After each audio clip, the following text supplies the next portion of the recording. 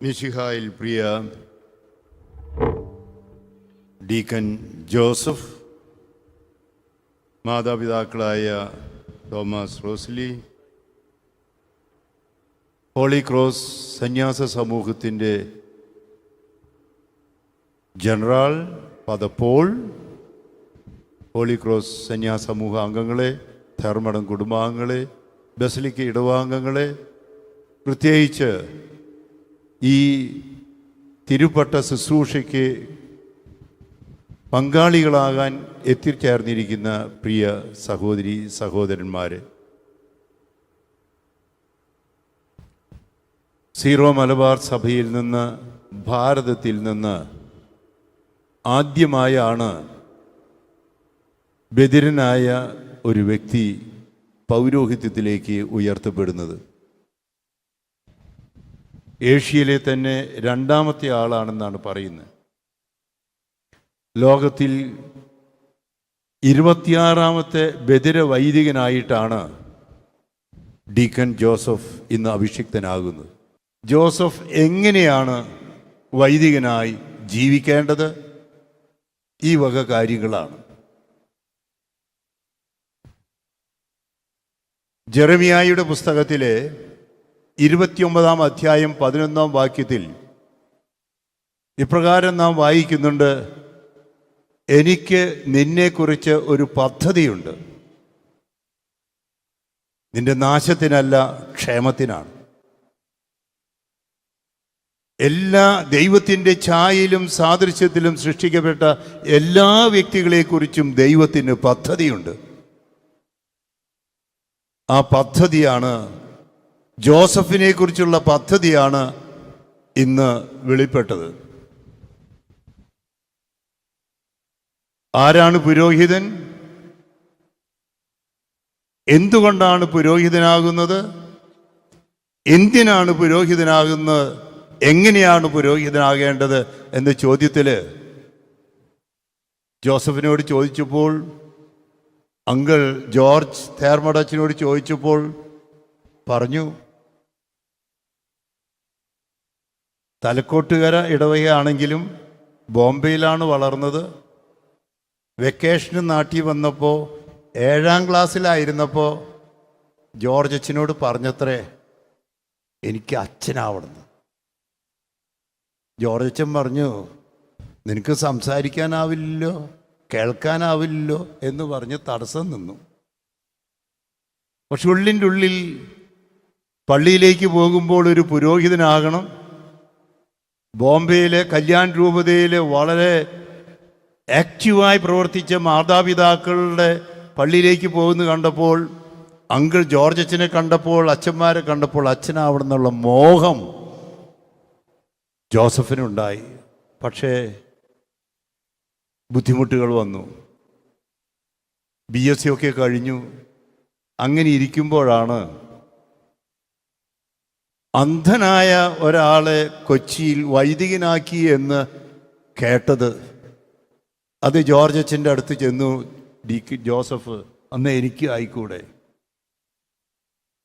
അതിൻ്റെ ഇടയ്ക്ക് ചേട്ടൻ സ്റ്റാൻലി മിടുക്കനായി പിന്നെ അമേരിക്കയിലെത്തി ഇങ്ങനെയൊക്കെ നിൽക്കുകയാണ്. ഈ അവസരത്തിലാണ് ഫാദർ ടോം, അമേരിക്കയിലെ ഫാദർ ടോമിനെ കുറിച്ച് കേൾക്കുന്നത്. Dominican missionaries. അങ്ങനെ വന്ന് ഫാദർ ടോമിൻ്റെ സഹായത്തോടെ അമേരിക്കയിലെത്തി. അവിടെ വെച്ച് ഫിലോസഫിയും തിയോളജിയും ഒക്കെ വൈദികനാകാനുള്ള ആഗ്രഹത്തോടെ പഠിച്ചു. അത് കഴിഞ്ഞ് പിന്നെ അത് മാർപ്പാപ്പ ഈ പയസ് യൂണിയനെ മുഴുവനായി അങ്ങ് അംഗീകരിച്ചില്ല എന്ന് മനസ്സിലാക്കിയപ്പോൾ, പിന്നെ മാത്രമല്ല ജോസഫിൻ്റെ ആഗ്രഹം മുഴുവൻ ഇന്ത്യയിൽ ക്രിസ്ത്യാനികൾ കുറവേ ഉള്ളൂ, അതുകൊണ്ട് ഇന്ത്യയിലുള്ളവരെ സഹായിക്കണം എന്നുള്ള മോഹത്തോടെ തിരിച്ചെത്തി. ഫാദർ ബിജുവും മറ്റും പറഞ്ഞത്, ഏകദേശം ലോകത്തിൽ 5% പേർ ബധിരമൂകരായിട്ട് ഉണ്ട് എന്നുള്ളതാണ്. ഇന്ത്യയിൽ തന്നെ ഏകദേശം 6 കോടിയോളം പേര് 6 കോടിയോളം പേര് ബധിരമൂകരായിട്ടുണ്ട്. അങ്ങനെയാണെങ്കിൽ ഇന്ത്യയിൽ ശുശ്രൂഷ ചെയ്യണമെന്നുള്ള ആഗ്രഹം. അങ്ങനെ ഇരിക്കുമ്പോഴാണ് കോട്ടയത്തെ ഐമനത്തെ ഹോളി ക്രോസ് സമൂഹത്തെ അറിയുകയും ബാംഗ്ലൂരിൽ ബധിരർക്ക് വേണ്ടി ഫാദർ ഹാരി ആരംഭം കുറിച്ച ആ പ്രവർത്തനത്തിൽ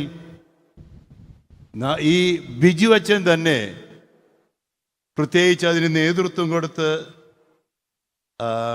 ഒരു സമൂഹം ജീവധ്വനി എന്ന സമൂഹത്തിന് രൂപം കൊടുത്ത് അങ്ങനെ ബിജു അച്ഛനെ കണ്ടുമുട്ടിയതാണ് ഹോളി ക്രോസിൽ ചേരാനായിട്ട് കാരണമായത്.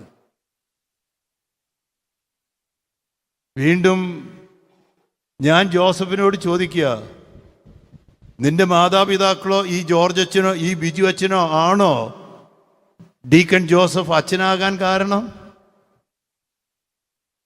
അത് മുഴുവൻ ശരിയല്ല. മാർക്കോസിന്റെ സുവിശേഷത്തിലെ 3-ാം അധ്യായം 13-ാം വാക്യം, തൻ്റെ ദൗത്യ നിർവഹണത്തിന് തനിക്ക് ഇഷ്ടപ്പെട്ടവരെ വിളിച്ചു. ജോസഫ്, നീ അച്ഛനാവാൻ കാരണം നിന്റെ ഇഷ്ടമല്ല, ഈശോയ്ക്ക് നിന്നെ ഇഷ്ടപ്പെട്ടു, വിളിച്ചു, തിരഞ്ഞെടുത്തു. എന്തിനു വേണ്ടിയാണ് വിളിച്ചത്? പുരോഹിതനാകാൻ എന്തിനു വേണ്ടിയാണ് വിളിച്ചത്? മാർക്കോസിന്റെ സുവിശേഷത്തിലെ 3-ാമത്തെ അധ്യായത്തിൽ തന്നെ 2 കാര്യങ്ങൾ അവിടെ പറയുന്നുണ്ട്. ഒന്ന്, കൂടെയായിരിക്കാൻ. 2, തൻ്റെ ദൗത്യം നിർവഹിക്കാൻ അയക്കപ്പെടാൻ. ഇന്ന് നമ്മൾ ഈ ശുശ്രൂഷയിൽ 4 വായനകൾ കേട്ടു. ഒന്നാമത്തേത് പുറപ്പാടിൻ്റെ പുസ്തകത്തിലെ 3-ാമത്തെ അധ്യായത്തിൽ മോശയെ വിളിക്കുന്നതാണ്. ഇസ്രായേൽ ജനതയുടെ രോദനം കേട്ടപ്പോൾ ദൈവത്തിൻ്റെ പദ്ധതിയിൽ വിക്കനായ ഒരു സാധാരണക്കാരനായ മോശയെ വിളിക്കുക. അത്യാവശ്യം വേണ്ട എന്നുള്ള രീതിയിലൊക്കെ സംസാരിച്ചിട്ടുണ്ടാകണം. മോശയോട് പറഞ്ഞു, എനിക്ക് നിന്നെക്കുറിച്ചൊരു പദ്ധതിയുണ്ട്, നീ ഈ ജനത്തെ മോചിപ്പിക്കണം. അതിന് ഉറപ്പായി പറഞ്ഞത്, നിന്റെ കൂടെ ഞാനുണ്ട്. 2-ാമത്തെ വായന ജെറമിയായുടെ പുസ്തകത്തിൽ നിന്നുള്ളതാണ്. നിന്റെ അമ്മയുടെ ഉദരത്തിൽ ഉരുവാകുന്നതിന് മുമ്പേ ഞാൻ നിന്നെ അറിഞ്ഞ് വിളിച്ചു. അതുകൊണ്ട് നീ കേവലം ബാലനാണെന്ന് പറയണ്ട. ജെറമിയായോട് പറഞ്ഞതാ. ജോസഫേ, നീ ബധിരനാണ്, മൂകനാണെന്ന് പറയണ്ട. എൻ്റെ വചനം നിന്റെ നാവിൽ ഞാൻ നിക്ഷേപിച്ചിരിക്കുന്നു എന്ന് ജെറമിയായോട് പറഞ്ഞു. അതുകൊണ്ട് പറഞ്ഞു, ഞാൻ പറയുന്നത് എന്തു നീ ചെയ്യണം, ഞാൻ പറയുന്നിടത്തേക്ക് പോകണം. പിന്നെയാണ് തച്ചുടയ്ക്കാൻ, തകിടം മറിക്കാൻ, നട്ടു വളർത്താൻ എന്നെല്ലാം ജെറമിയായോട് പറഞ്ഞത്. അധരത്തിൽ വചനത്തിൻ്റെ നാവിൽ സ്പർശിച്ചുകൊണ്ട് അനുഗ്രഹിച്ചു. 3-ാമത്തെ വായന ഹെബ്രായർക്കുള്ള ലേഖനത്തിലാണ്. ജോസഫിനെ വിളിക്കുന്നത് ജനത്തിൽ നിന്നാണ്. തലക്കോട്ടുകരയിൽ റൂട്ടാണെങ്കിലും ഇപ്പോൾ ബസലിക്കയിലുള്ള തേർമടം കുടുംബത്തിൽ നിന്ന്, ഹോളി ക്രോസ് സമൂഹത്തിൽ നിന്ന്, ഈ തൃശ്ശൂർ അതിരൂപതയിൽ നിന്ന്, ജനങ്ങളിൽ നിന്ന് തിരഞ്ഞെടുക്കുന്നത് ജനങ്ങൾക്ക് വേണ്ടിയാണ് പുരോഹിതൻ. ഹെബ്രായ ലേഖനത്തിൽ പറയുന്ന പോലെ പാപപരിഹാരാർത്ഥം ബലികളും കാഴ്ചവസ്തുക്കളും അർപ്പിക്കാൻ മെൽക്കിസദേക്കിന്റെ ക്രമപ്രകാരം. എന്നാൽ തിരഞ്ഞെടുക്കുന്നത് ദൈവത്താലാണ്. അതുകൊണ്ടാണ് 4-ാമത്തെ വായന സുവിശേഷത്തിൽ പറഞ്ഞത്, നിങ്ങൾ എന്നെ തിരഞ്ഞെടുക്കുകയല്ല, ഞാൻ നിങ്ങളെ തിരഞ്ഞെടുക്കുകയാണ് ചെയ്തത്. അതുകൊണ്ട് ജോസഫ്, നീയല്ല കാരണക്കാരൻ, ഈശോയാണ് കാരണക്കാരൻ. ഈശോ നിന്നെ തെരഞ്ഞെടുത്തതാണ്. അതിനെന്ത് വേണം? ഈശോ പറഞ്ഞു, നീ എൻ്റെ കൂടെയായിരിക്കണം. സുവിശേഷത്തിൽ പറഞ്ഞു, നിങ്ങൾ എന്നിൽ വസിക്കുവിൻ, ഞാൻ നിങ്ങളിലും വസിക്കും, അപ്പോൾ നിങ്ങൾ ധാരാളം ഫലം പുറപ്പെടുവിക്കും. ഇങ്ങനെ ജോസഫ് ഇന്ന് പുരോഹിതനായി ഉയർത്തപ്പെടാൻ പോകുകയാണ്. കൂടെയായിരിക്കുമ്പോൾ ഈ പദ്ധതി എന്താണ്? പ്രധാനമായിട്ടും അയക്കപ്പെടുന്നത് 3 കാര്യങ്ങളാണ്. ജോസഫ് പറഞ്ഞു, അങ്കിളും മറ്റുള്ളവരൊക്കെ കുർബാന അർപ്പിക്കുന്നത് കാണുമ്പോൾ അതുപോലെ എനിക്കും അർപ്പിക്കണം, ഇല്ലേ? കുർബാനയിലെ ഏറ്റവും പ്രധാന ഭാഗത്ത് വൈദികൻ 4 വാക്കുകൾ ഉദ്ധരിച്ചുകൊണ്ടാണ് അപ്പവും വീഞ്ഞും എടുത്ത് പറയുന്നത്. 4 വാക്കുകൾ. 1, അപ്പം എടുത്തു. 2, വാഴ്ത്തി. 3, മുറിച്ചു. 4, കൊടുത്തു. ജോസഫ് നിന്നെ എടുത്തിരിക്കുക, ഈ സമൂഹത്തിൽ നിന്ന് എടുത്തിരിക്കുക, തൻ്റെ സ്വന്തമാക്കാൻ, തൻ്റെ കൂടെയാകാൻ, ശിഷ്യനാകാൻ. എടുത്തത് എന്തിനാ? വാഴ്ത്താനാ. ഈ തിരുക്കർമ്മത്തിൻ്റെ തൊട്ടുമുമ്പ് മനോഹരമായി മാതാപിതാക്കള് ജോസഫിൻ്റെ തലയിൽ കൈവച്ച് വാഴ്ത്തി. ജോസഫ് ജനിച്ച അന്ന് മുതൽ തുടങ്ങിയതാ വാഴ്ത്തല്. ഇന്ന് പ്രത്യേകമായ വിധത്തിലൊരു വാഴ്ത്തലായിരുന്നു. അധികം താമസിയാതെ ശ്ലീഹന്മാരുടെ പിൻഗാമി മെത്രാന്റെ അധികാരം ഉപയോഗിച്ച് ഞാൻ ജോസഫിനെ വാഴ്ത്താൻ പോവുകയാണ്. ജോസഫിനെ വാഴ്ത്തുന്നത് എന്താണ്? ഉൽപ്പത്തി പുസ്തകത്തിലെ 12-ാമത്തെ അധ്യായത്തിൽ അബ്രാഹത്തെ വിളിച്ചിട്ട് അനുഗ്രഹിച്ചപ്പോൾ യഹോവയായ ദൈവം അബ്രാഹത്തോട് പറഞ്ഞത് ഇപ്രകാരമാണ്: നീ ഒരു അനുഗ്രഹമായിരിക്കണം. You are a blessing. Joseph, നിന്റെ തലയിൽ ഞാൻ കൈവച്ച് മെത്രാന്റെ അധികാരം ഉപയോഗിച്ച് പരിശുദ്ധാത്മാവിനെ ആവസിപ്പിക്കുന്നത് നീ ഒരു അനുഗ്രഹമാകാനാണ്. എന്നിട്ട് അബ്രാഹത്തോട് പറഞ്ഞു, നിന്നിലൂടെ ഈ തലമുറയെ ഞാൻ അനുഗ്രഹിക്കും. ഈ ജോസഫിലൂടെ ഈ തലമുറയെ മുഴുവൻ അനുഗ്രഹിക്കാനുള്ളതാ. വിളിച്ചിരിക്കുന്നത് ശിഷ്യനാകാൻ, കൂടെയാകാൻ, ഒപ്പം അയക്കപ്പെടാനാണ്. ഹോളി ക്രോസ് സമൂഹത്തിൽ ചേർന്ന് കഴിഞ്ഞപ്പോൾ ജോസഫിൻ്റെ ആഗ്രഹങ്ങൾ നിവൃത്തിയാകാനുള്ള നല്ല സാഹചര്യമായിരിക്കുകയാണ്. പ്രത്യേകിച്ച് ഈ ദേവാലയത്തിലായിരിക്കുമ്പോൾ വ്യാകുലമാതാവിന് സമർപ്പിച്ച് അങ്ങനെ വൈദികരുടെയും സഹോദരന്മാരുടെയും സഹോദരിമാരുടെയും സമർപ്പിത സമൂഹമായി മുന്നോട്ട് പോവുകയാണ്. 9-ാം പിയൂസ് മാർപ്പാപ്പ ഈ സമൂഹത്തെ വളരെ പ്രത്യേകമായ വിധത്തിൽ അംഗീകരിച്ച് വളർത്തുകയുണ്ടായി. ഈ സമൂഹത്തിൽ പ്രത്യേകിച്ച് ഇവരുടെ പ്രത്യേകമായ വിധത്തിൽ മോട്ടോയായി തിരഞ്ഞെടുത്തത് കുരിശാണ്. Cross is our only hope. അതാണ് അവർ പറഞ്ഞത്.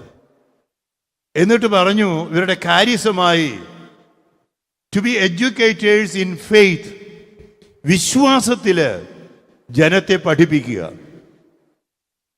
ഇന്ത്യയിൽ ഏകദേശം 6 കോടിയോളം ബധിരമൂകരുണ്ടെന്ന് പറഞ്ഞപ്പോൾ അവർക്ക് സുവിശേഷം കൊടുക്കാൻ, അവരെ പഠിപ്പിക്കാൻ അതിന് ആള് വേണമെന്ന് ദൈവം തിരഞ്ഞെടുത്തതാ ജോസഫെ. അതുകൊണ്ടാണ് ആദ്യത്തെ ബധിര വൈദികനാകുമ്പോൾ ഞങ്ങൾക്കൊക്കെ ഇന്ന് അത് സീറോ മലബാർ സഭയിലെ, ഇന്ത്യൻ സഭയിലെ ആദ്യത്തെ ബധിര വൈദികനാകുമ്പോൾ ജോസഫ് ഞങ്ങൾക്കൊക്കെ വലിയ സന്തോഷവും അഭിമാനവും ഉണ്ട്. എന്തിനാ നീ അച്ഛനാവണേ എന്ന ചോദ്യത്തിൻ്റെ ഉത്തരം, യേശു എന്ത് ചെയ്തുവോ അത് ചെയ്യാൻ. യേശു എന്ത് ചെയ്തു? സമയത്തിൻ്റെ പൂർത്തിയിൽ ദൈവരാജ്യ സ്ഥാപനത്തിനായി യേശു പരിശുദ്ധാത്മാവിനാൽ നിറയപ്പെട്ട്, കർത്താവ് ലൂക്ക 4:18 കർത്താവിൻ്റെ ആത്മാവ് എൻ്റെ മേലുണ്ട് എന്ന് പറഞ്ഞ് പരിശുദ്ധാത്മാവിനാൽ നിറഞ്ഞ് ഇറങ്ങിത്തിരിച്ചു സുവിശേഷം പ്രസംഗിക്കാൻ. 2 കൈവപ്പ് പ്രാർത്ഥനയിൽ പരിശുദ്ധാത്മാവിനെ ആവസിപ്പിച്ച് പൗരോഹിത്യത്തിലേക്ക് ഉയർത്തി പുരോഹിതന്റെ വരങ്ങളും ദാനങ്ങളും ഫലങ്ങളും നൽകി ജനത്തെ സ്വർഗത്തിലേക്ക് നയിക്കാൻ അധികാരപ്പെടുത്തുകയാണ്.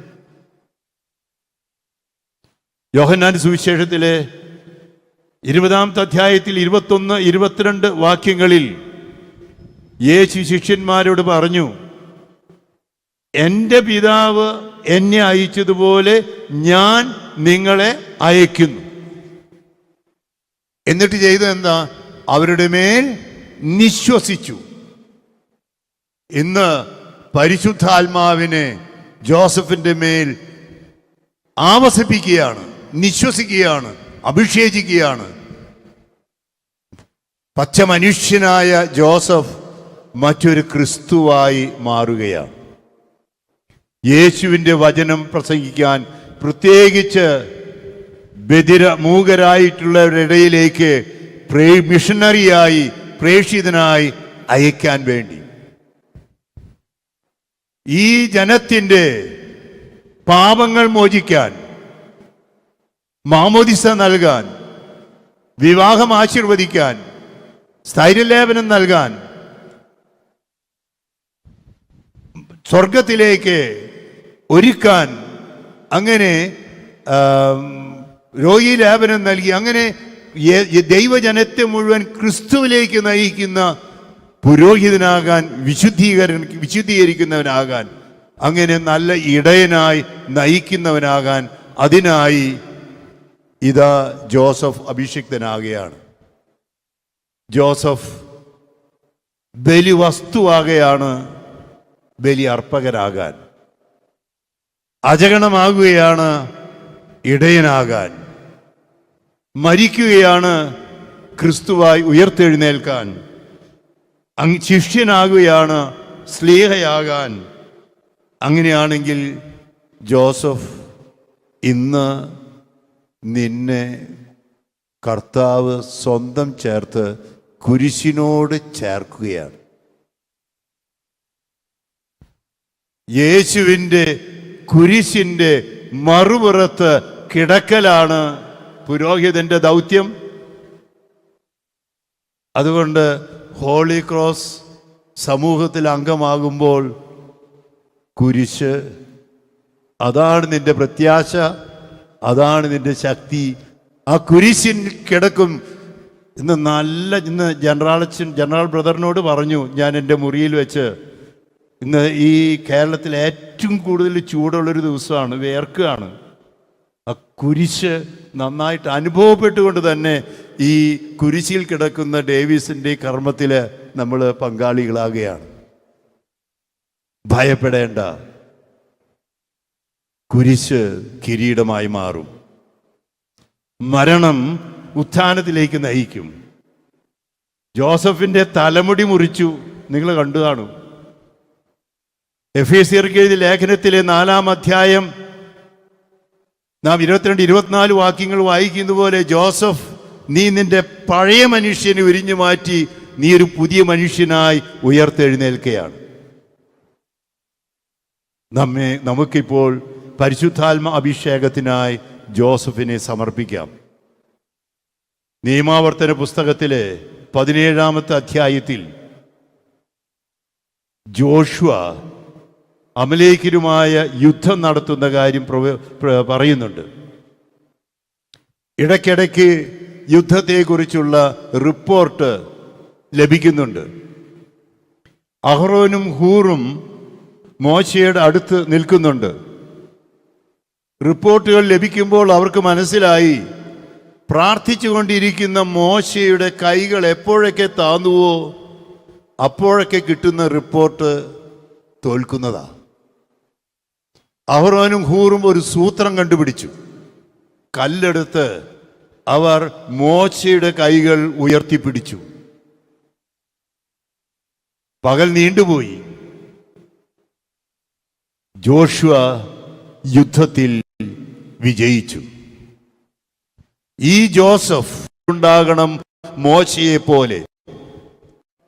ഹോളി ക്രോസ് സമൂഹാംഗങ്ങളെ, മൂകരായിട്ടുള്ള പ്രിയ സഹോദരി സഹോദരന്മാരെ, ഇന്ന് പുരോഹിതനായി ഉയർത്തപ്പെടുന്ന ജോസഫ് തൻ്റെ ജീവിത യുദ്ധത്തിൽ കുരിശ് യാത്രയിൽ വിജയിക്കണമെങ്കിൽ മോശയെപ്പോലെ ഉയർത്തിപ്പിടിച്ച കരങ്ങൾ നിങ്ങളുടെ ഭാഗത്തു നിന്ന് പ്രാർത്ഥനയ്ക്കായിട്ടുണ്ടാകണം. പരിശുദ്ധ അമ്മയോട്, വ്യാകുല മാതാവിനോട് പ്രത്യേകം മധ്യസ്ഥത തേടി ഈ ജോസഫിന് വേണ്ടി നിങ്ങൾ പ്രാർത്ഥിക്കണം. നിങ്ങളുടെ പ്രാർത്ഥനയുടെ ശക്തി അനുസരിച്ചാണ് ജോസഫിന്റെ പൗരോഹിത്യ ജീവിതം വിജയിക്കുക. നിങ്ങൾ പ്രാർത്ഥിക്കുമോ? പ്രാർത്ഥിക്കുമെങ്കിൽ കൈകളൊന്ന് കൂപ്പിപ്പിടിച്ചേ. കൈകൾ കൂപ്പിപ്പിടിക്കുക. ഈ ജോസഫിനെ ഈശോയ്ക്ക് സമർപ്പിക്കുക. ജോസഫ് തന്നെ ഇതാ ഞാൻ, എന്നെ അയച്ചാലുമെന്ന് ഐസിയായെ പോലെ പറയാൻ പോകുക. പരിശുദ്ധാത്മാവ് വരികയാണ്.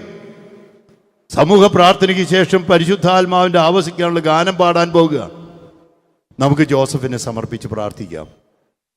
പരിശുദ്ധാത്മാവേ, ജോസഫിൻ്റെ മേൽ ഇറങ്ങി വരയണമേ. ഞങ്ങൾക്ക് ബദിരനാണെങ്കിലും ഒരു പുരോഹിതനായി ഞങ്ങൾക്ക് ജോസഫിനെ ഞങ്ങളുടെ അച്ഛനായി ഞങ്ങൾക്ക് തരയണമേ. പരിശുദ്ധ അമ്മേ, ജോസഫിനെ പ്രത്യേകം കാത്തുകൊള്ളണമേ. നിന്റെ തിരുസുതന്റെ പുരോഹിതനായി ഞങ്ങൾക്ക് പരിശുദ്ധാത്മാവിനാൽ അഭിഷേകിച്ച് തരയണമേ. നമുക്കൊരു നിമിഷ സമയം നിശബ്ദതയിൽ ജോസഫിനെ സമർപ്പിച്ച് പരിശുദ്ധ അമ്മയുടെ മധ്യസ്ഥ തേടി കുരിശിനെ നോക്കി പ്രാർത്ഥിച്ച് നമുക്കൊരു നിശബ്ദതയിൽ അല്പസമയമായിരിക്കാം.